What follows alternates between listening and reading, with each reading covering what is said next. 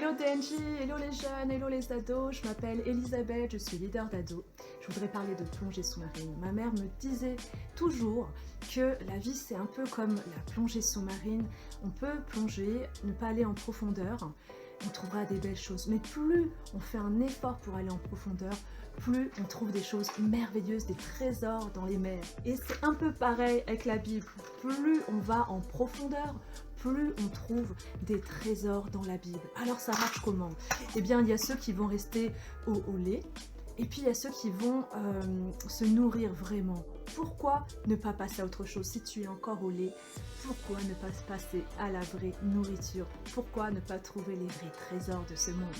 Dans Luc 24, la Bible nous rapporte l'histoire des deux disciples qui entendent Jésus parler de toutes les promesses qui se sont réalisées à travers la crucifixion.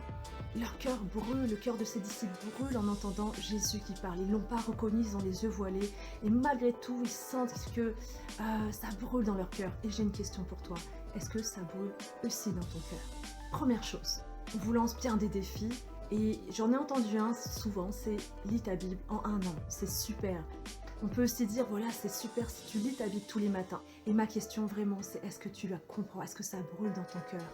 On va faire un test. On va tester ta compréhension de la Bible. Et on va commencer par Ézéchiel 1, verset 5. Il est écrit, au centre, encore, apparaissaient 4 animaux, dont l'aspect avait une ressemblance humaine.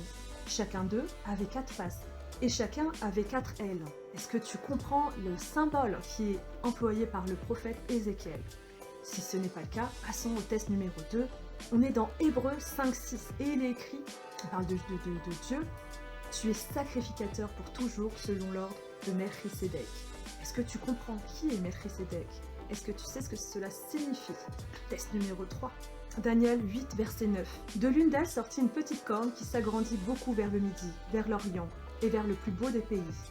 Elle se leva jusqu'à l'armée des cieux. Elle fit tomber à terre une partie de cette armée et des étoiles, et elle les foula. Donc je répète ma question, est-ce que tu as bien compris? Si tu n'as pas compris, ce n'est pas grave. Alors à travers ces 3 exemples, on voit qu'il y a 3 attitudes.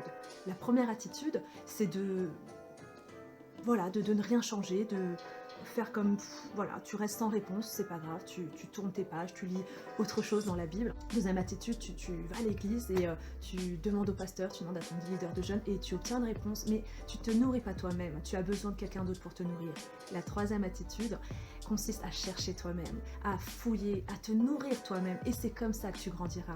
Alors oui, aujourd'hui, mon message, c'est te dire, quand tu lis ta Bible, sois un enquêteur, sois quelqu'un qui n'est pas passif, mais quelqu'un qui cherche des symboles, des signes, qui décrypte, qui enquête, qui est passionné. Ne sois pas juste un consommateur, mais sois vraiment quelqu'un qui enquête. Il y a plein d'outils qui peuvent aussi t'aider. Par exemple, il y a le Top Chrétien, il y a une partie pour les études bibliques. Si tu aimes les choses visuelles, il y a Bible Project. Il y a aussi des livres comme 66 en un, qui est une introduction à la Bible. Alors mon challenge aujourd'hui, choisis un livre dans la Bible, un livre que tu ne lis jamais ou que tu ne comprends pas, et enquête dessus. Cherche les trésors que tu vas pouvoir trouver.